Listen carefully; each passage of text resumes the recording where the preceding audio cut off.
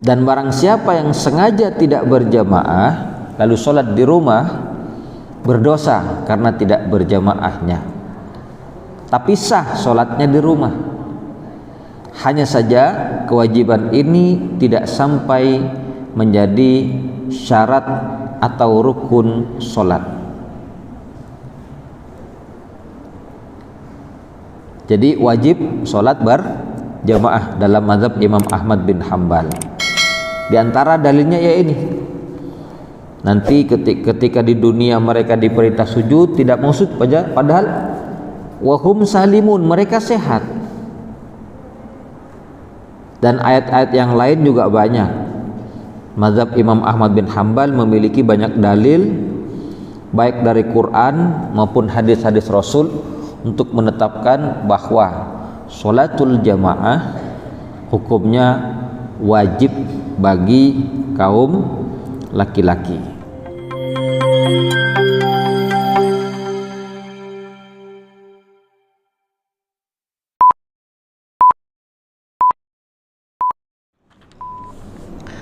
Assalamualaikum warahmatullahi wabarakatuh.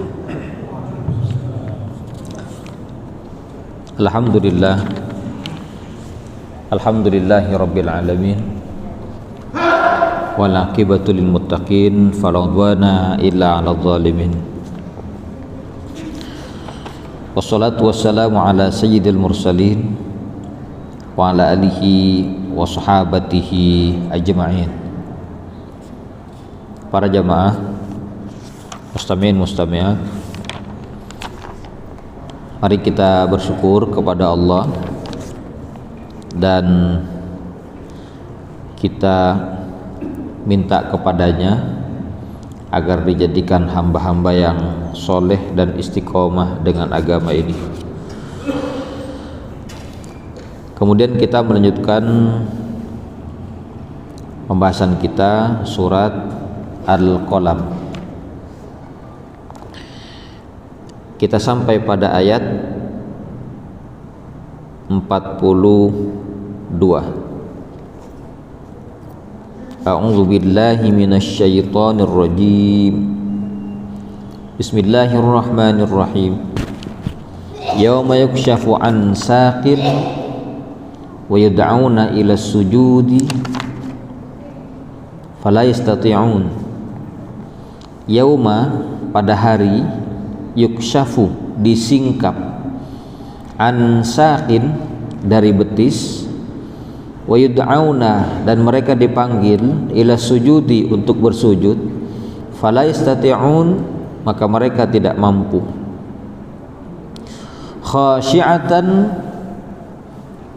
mereka tertunduk, absaruhum, penglihatannya, tertunduk, absaruhum, pandangan mereka, tarhaquhum, diliputi, zillatun, diliputi mereka, zillatun, oleh kehinaan. Waqad kanu, dan sungguh mereka, yud'auna, telah dipanggil.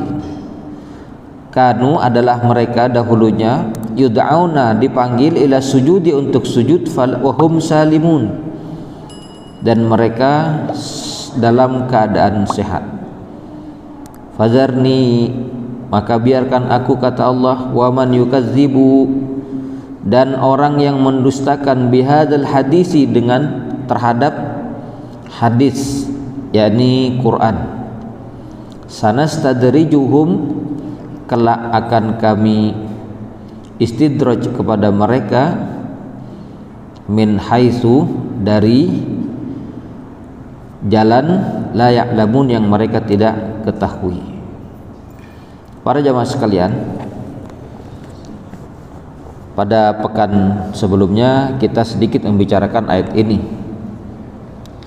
tentang betapa dahsyatnya peristiwa hari kiamat,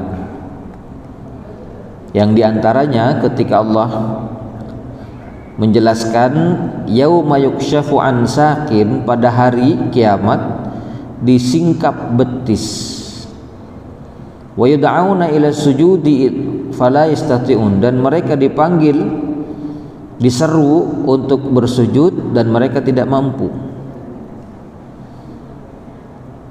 Yang dimaksud dengan tidak mampu bersujud adalah orang-orang yang ketika di dunia tidak mau sholat karena Allah, tapi mereka berat untuk melaksanakan sholat. Yang dimaksud adalah orang-orang munafik. Diperintah sholat berat, diperintah untuk sujud mereka tidak mau.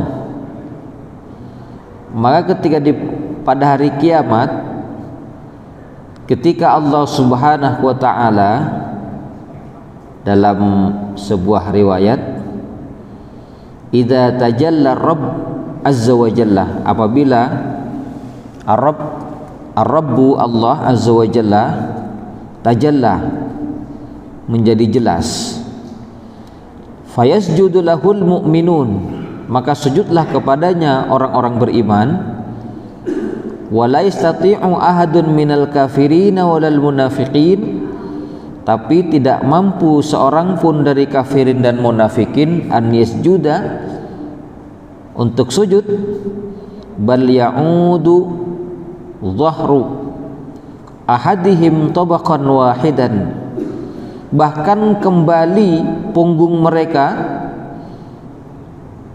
dengan satu kali pentalan, kullama arada ahadum an yasjuda, setiap kali salah seorang mereka mau sujud mental ke belakang. Kenapa? Karena di dunia tidak mau sujud kepada Allah Subhanahu wa ta'ala. Dan ayat ini sehingga dijadikan dalil juga oleh sebagian ulama tentang wajibnya sholat berjamaah. Kita kan sering mendengar ada pendapat yang mengatakan tidak wajib berjamaah, baik itu dari mazhabus Syafi'iyah yang mengatakan tidak wajib sholat berjamaah tapi sunnah saja. Sedangkan dalam mazhab Imam Ahmad bin Hanbal atau Hanabilah, sholat berjamaah di masjid hukumnya adalah wajib. Dan barang siapa yang sengaja tidak berjamaah lalu sholat di rumah, berdosa karena tidak berjamaahnya. Tapi sah sholatnya di rumah. Hanya saja kewajiban ini tidak sampai menjadi syarat atau rukun sholat. Jadi wajib sholat berjamaah dalam mazhab Imam Ahmad bin Hanbal. Di antara dalilnya ya ini, nanti ketika di dunia mereka diperintah sujud tidak mau sujud, padahal wahum salimun, mereka sehat. Dan ayat-ayat yang lain juga banyak. Mazhab Imam Ahmad bin Hanbal memiliki banyak dalil baik dari Quran maupun hadis-hadis Rasul untuk menetapkan bahwa sholatul jamaah hukumnya wajib bagi kaum laki-laki. Kalau tidak berjamaah berdosa. Lalu sholat di rumahnya sah sholatnya, cuman berdosa karena tidak berjamaah. Namun tidak sampai menjadi syarat atau rukun sholat. Para jemaah sekalian, kata Allah, khasyi'atan absaruhum, mereka yang tidak bisa sujud ketika hari kiamat, mereka tertunduk pandangannya, tarhaquhum zillah, diliputi oleh kehinaan. Baik kafirin dan munafikin tertunduk, sedangkan orang-orang beriman karena sudah biasa sujud kepada Allah di dunia, maka untuk sujud mereka mudah. Wa qad kanu yud'auna ila sujud, dan mereka dahulunya di dunia sudah dipanggil untuk sujud, wa hum salimun, dan mereka dalam keadaan sehat. Alhamdulillah kita menyadari ini, betapa butuhnya kita terhadap sholat.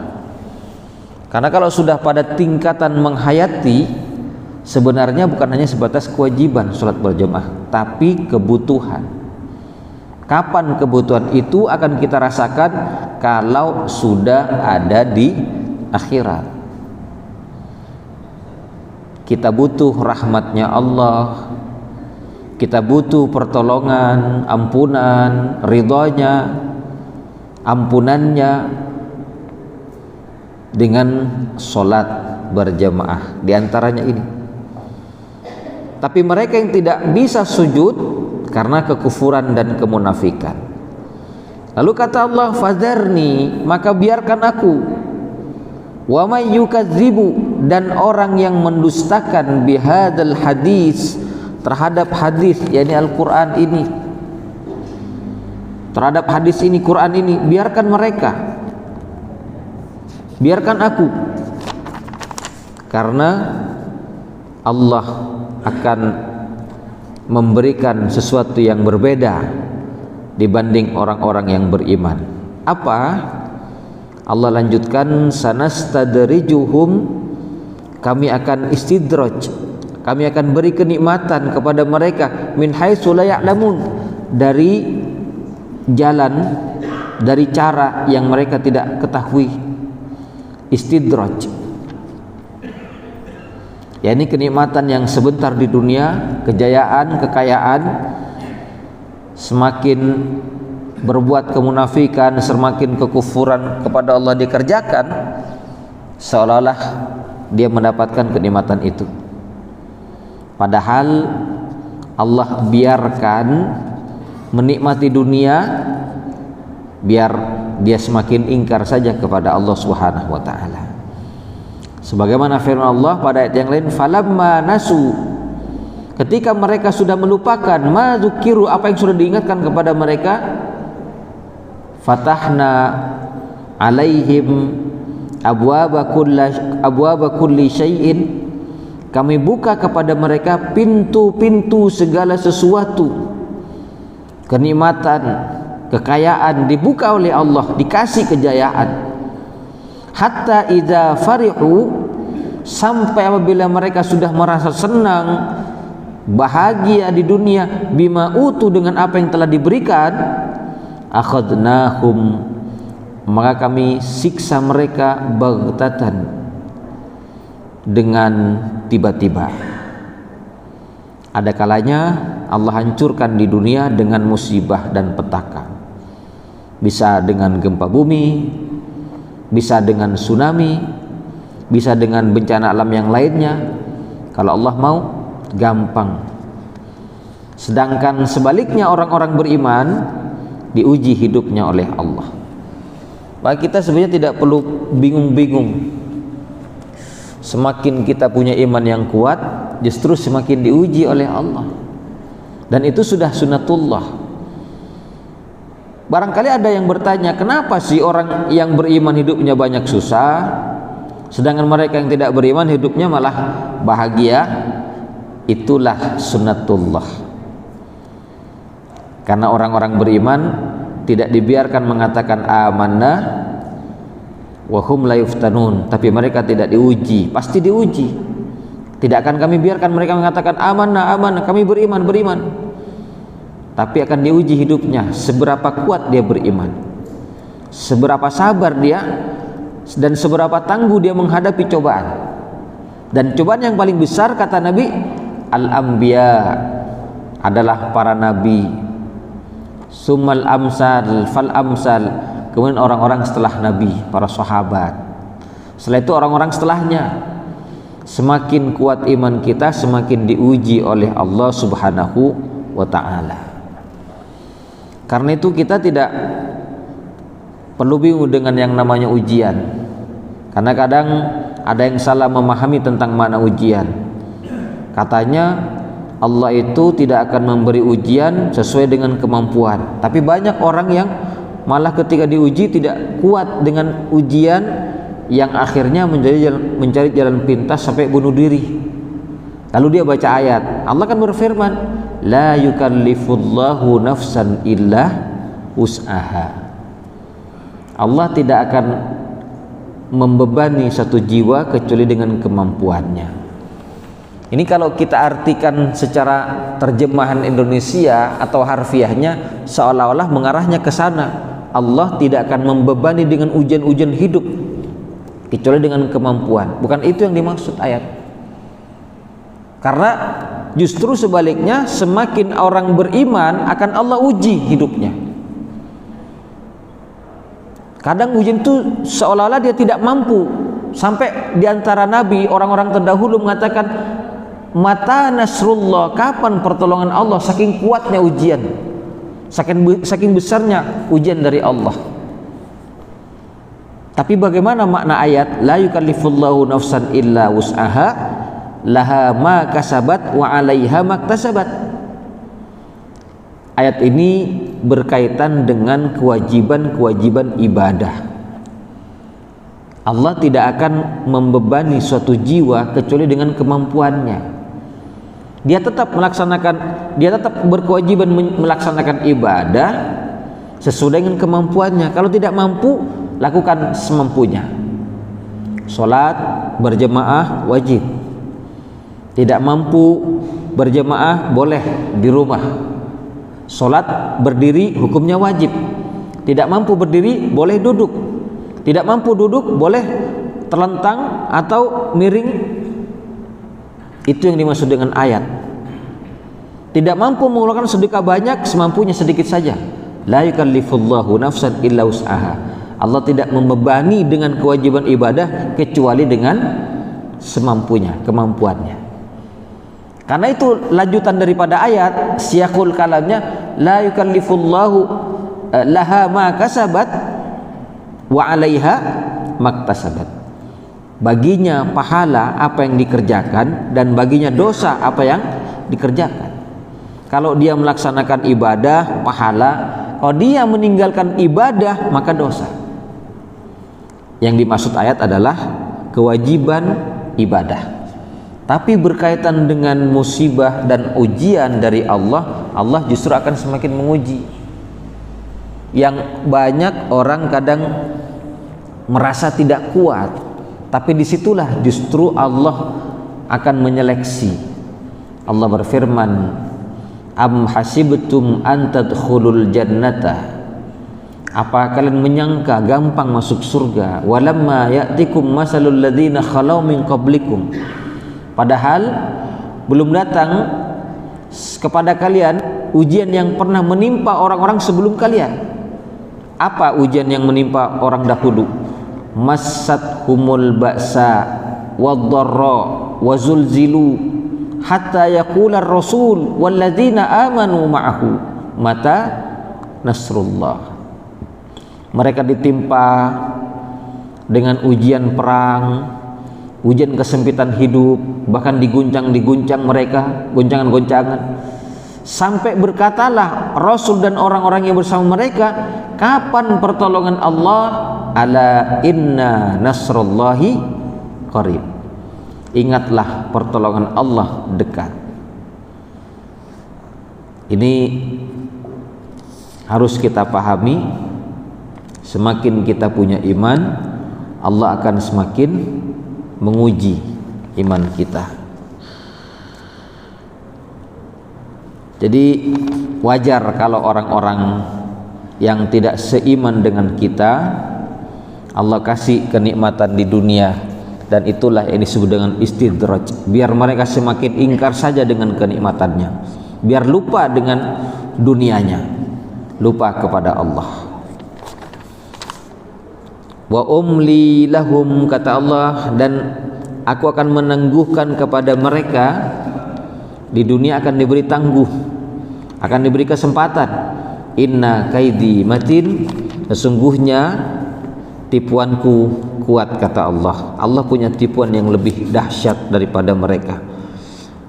Am tas'aluhum ajran, atau engkau meminta kepada mereka ajran, suatu upah, mim maghramin musqalun, fahum mim maghramin, sehingga mereka dari hutang merasa berat. Maksudnya ketika Rasulullah sallallahu alaihi wasallam diperintah menyampaikan risalah Islam dan mengajak manusia mentauhidkan Allah, meninggalkan peribadatan kepada makhluk, Allah menanyakan, apakah kamu ketika berdakwah mengajak kepada kebenaran minta kepada mereka upah sehingga mereka merasa terbebani dengan memberikan upah sampai berhutang-hutang? Maksudnya begitu? Enggak kan? Nah, ini maksudnya enggak perlu dijawab. Istifham ingkari, pertanyaan tidak perlu dijawab, tapi kita perlu memikirkan bahwa Rasulullah Shallallahu Alaihi Wasallam berjuang itu tidak minta upah. Bahkan Rasulullah punya harta, dihabiskan hartanya untuk perjuangan agama. Bukan Rasul itu miskin, Rasul kaya.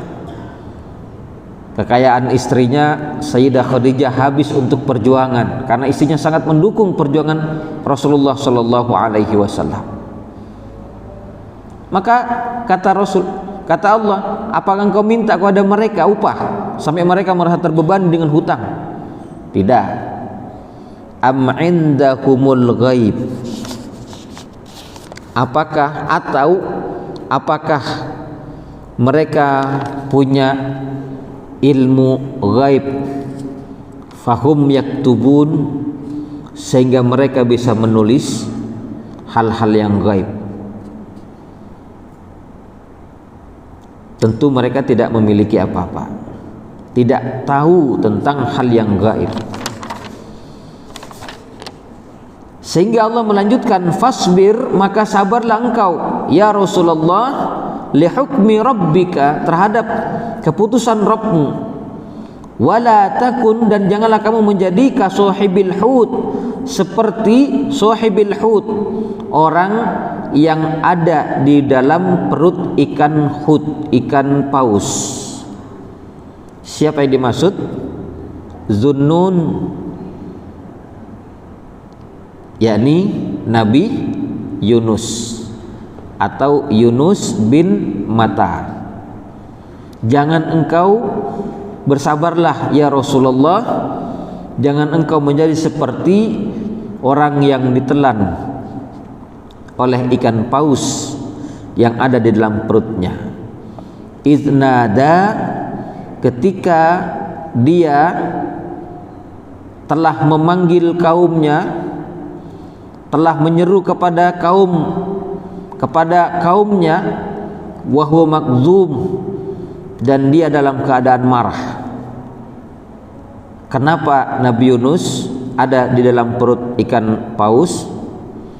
Mungkin kita sudah banyak mendengar bahwa Nabi Yunus pernah diutus oleh Allah Subhanahu wa taala kepada suatu penduduk Nainawa atau kampung Nainawa. Nainawa itu kalau sekarang ada di negeri Irak. Dikirimlah Nabi Yunus untuk mengajak beribadah kepada Allah. Masyarakatnya menyembah kepada berhala, patung-patung besar, melakukan perbuatan maksiat, jual belinya riba, mengajak kepada mereka datang berdakwah di pasar dan di mana-mana, ditentang oleh penduduk Nainawa, yang akhirnya diancam dengan ancaman yang tidak main-main. Lalu Nabi Yunus tidak kuat dengan ancaman itu, pergi meninggalkan kampung Nainawa dan menaiki sampan. Singkat cerita, ketika sampan ada di tengah lautan, karena muatan penumpangnya banyak dan sampan itu hampir tenggelam, maka penumpang akhirnya mengadakan undian namanya diundi, siapa yang keluar namanya dia dilemparkan ke dalam laut. Kesepakatan mereka haruslah mengurangi jumlah penumpang untuk tidak tenggelam kapalnya. Siapa yang keluar namanya ketika diundi, itu yang harus dilemparkan ke laut. Dan ternyata yang keluar namanya ketika diundi adalah nama Nabi Yunus.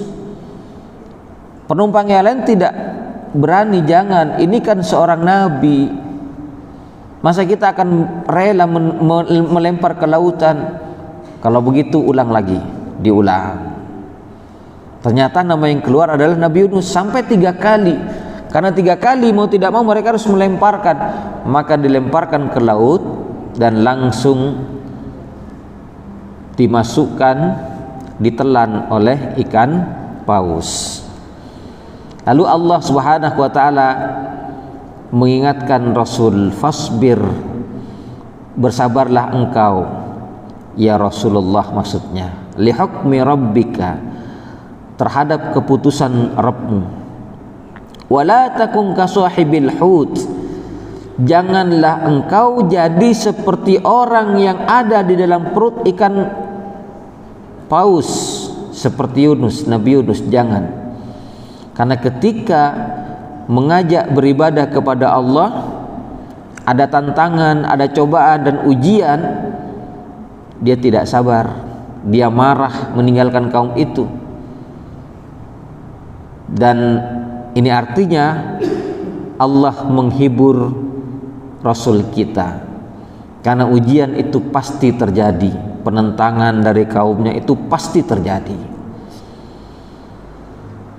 Laula an tadarakahu ni'matun, kalaulah bukan karena dia didapati oleh satu kenikmatan min rabbihi, dari Rabbnya, yang dimaksud adalah Nabi Yunus. Kalaulah bukan karena dia didapatkan nikmat, satu nikmat dari Tuhannya, dari Allah, lanubidza bil ara, pastilah dilemparkan ke daratan, wa huwa madmum, dalam keadaan terhina. Maksudnya, kalau bukan karena nikmat yang Allah berikan kepada Nabi Yunus, kalaupun dilemparkan lagi ke daratan, Nabi Yunus dalam keadaan terhina. Fajtabahu rabbuhu, maka memilihnya Rabbnya, Allah memilih Nabi Yunus, tetap memilih memberikan kenikmatan. Faja'alahu minas solihin, dan menjadikannya termasuk golongan orang-orang yang soleh. Karena Nabi Yunus, beliau akhirnya tetap menyadari sebuah kesalahan, ketidaksabaran menghadapi umatnya yang menentang ketika mendakwai mereka. Maka dalam perut ikan paus beliau membaca kalimat zikir yang kita semua sudah tahu, la ilaha illa anta subhanaka inni kuntu minadh dhalimin. Dalam ayat yang lain, kalau bukan karena Allah kasih kenikmatan, pastilah Nabi Yunus ada di dalam perut ikan sampai hari kiamat. Tapi karena beliau membaca la ilaha illa anta, tidak ada ilah kecuali engkau ya Allah, subhanaka, maha suci engkau, inni kuntu minadh dhalimin, sesungguhnya aku termasuk orang yang zalim. Dia baca terus itu kalimat, dia baca zikir terus, karena tidak ada yang bisa dikerjakan dalam perut ikan. Lemah, lapar, capek, lemas badannya, kecuali zikir lisannya, dia membaca kalimat ini, la ilaha illa anta subhanaka inni kuntu minadh dhalimin, la ilaha illa anta, terus. Maka Allah menyuruh memuntahkan kepada ikan, dimuntahkan ke daratan. Akhirnya Nabi Yunus kembali ke kampung Nainawa dan mendapati mereka, penduduknya sudah beriman semua, sedang menunggu kedatangan Nabi Yunus menyambut mereka. Heran Nabi Yunus, kenapa kok tiba-tiba berubah dalam waktu yang cepat? Karena ketika Nabi Yunus meninggalkan kampung Nainawa, Allah kirim musibah. badai dan petir menimpa perkampungan Nainawa. Bahkan patung yang besar disembah itu hancur oleh petir. Dan mereka akhirnya menyadari inilah yang dijanjikan oleh Tuhannya Yunus. Akhirnya mereka bertaubat dan menjadi orang-orang yang bertauhid, sehingga menanti menyambut kedatangannya kembali Nabi Yunus. Datang Nabi Yunus sudah berubah keadaan. Kalau Allah mau menghancurkan suatu negeri gampang, tidak ada yang susah. Lalu kata Allah, wa iyyakadul ladzina kafaru, dan hampir saja orang-orang kafir la yuzliqunaka, membuatmu tergelincir ya Rasulullah, bi absarim, dengan mata, dengan pandangan mereka, lamma sami'u dzikra, ketika mereka mendengar peringatan, wa yaqulun, dan mereka berkata, innahu lamajnun, sesungguhnya dia majnun. Siapa yang dimaksud majnun? Orang-orang kafir di zaman Rasul menuduh Rasulullah sebagai majnun, dan itu sudah sunatullah.